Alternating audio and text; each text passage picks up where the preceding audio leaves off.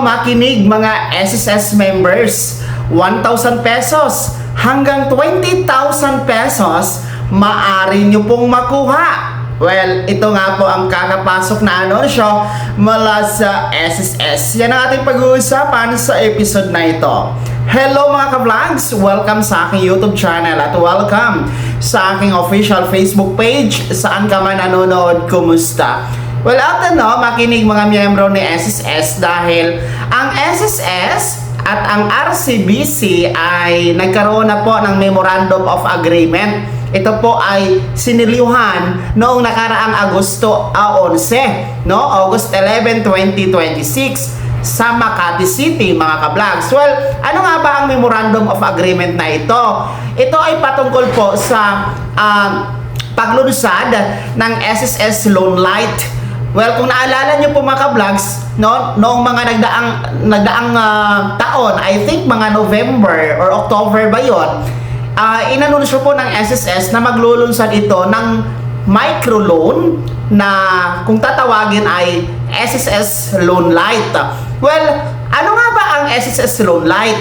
Ito po ay isang microloan, ibig sabihin, maliit na halaga lamang na loan, kung saan ito po ay isang digital loan service na in partnership po at powered by RCBC Discartec. So ibig sabihin, ang atin pong SSS Loan Light ay powered by RCBC Discartec app. So ang Discartec app ni RCBC, maaari nyo po yung ma-download sa inyong Play Store para sa mga naka-Android at sa mga naka-iPhone naman sa inyo pong App Store. Okay? So i-download nyo po ang RCBC Discartec app kasi nga dyan po kayo po pwede mag-apply sa SSS Microloan. Well, ang SSS Microloan or SSS Loan Light, ang halaga po na makukuha dito ay ranging mula 1,000 pesos hanggang 20,000 pesos. So maximum na po yung 20,000 pesos. So kaya nga po tinatawag siyang microloan kasi nga maliit na halaga lamang dahil ang layunin nito ay mas magaan na babayaran ng miyembro na mag-avail. At the same time, madali lang kasi itong bayaran, or mabilis lang itong bayaran kasi nasa 15 days to 90 days lang ito na babayaran, mga ka-vlog. So microloan talaga kasi up to 3 months lang po siya babayaran. Depende po sa status ng inyong pag-avail, kasi ranging from 1,000 pesos to 20,000 pesos ito, at yung pagbabayad mula 15 days to 90 days. So depende lang po yan sa terms na ibibigay ni SSS sa inyo na mga mag-a-avail. Well, sa ngayon, at least kahit pa paano meron ng Memorandum of Agreement, ang SSS at ng RCBC Discartec para po sa pagpapatupad at paglunsad ng SSS Loan Light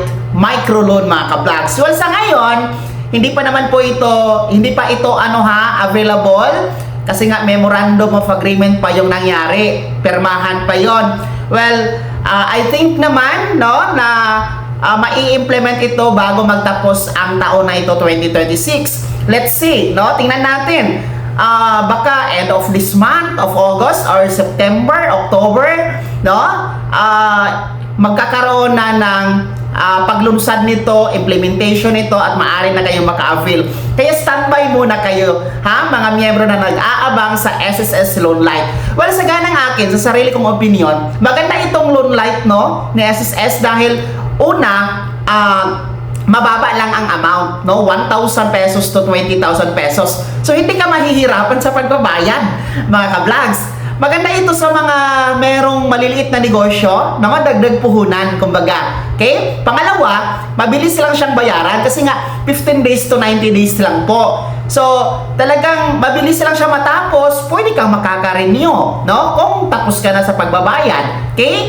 And then, pangatlo, safety po ang inyong loan dito sa Loan Light kasi nga secured naman ito sa polisiya ni SSS and protektado din po ang ating mga miyembro na mag-a-avail dito. Kaya dapat itong abangan, no? I-try nyo mga vlogs kung ito ay once na implemented na. Okay? So, ang interest, hindi pa naman po sinabi kung magkano ang interest. Well, anyway, atin pong aabangan ang ipapalabas na guidelines, ang policy or implementing rules and regulation IRR hinggil dito sa paglunsad at pagpapatupad sa SSS Loan Lite na isang microloan. Okay? Kaya naman mga miyembro ng SSS, kayo ba ay excited na dito sa pag-i-implement sa SSS Loan Lite? Ibahagi niyo po sa comment section na nasa baba. Maraming salamat sa pagtutok. God bless.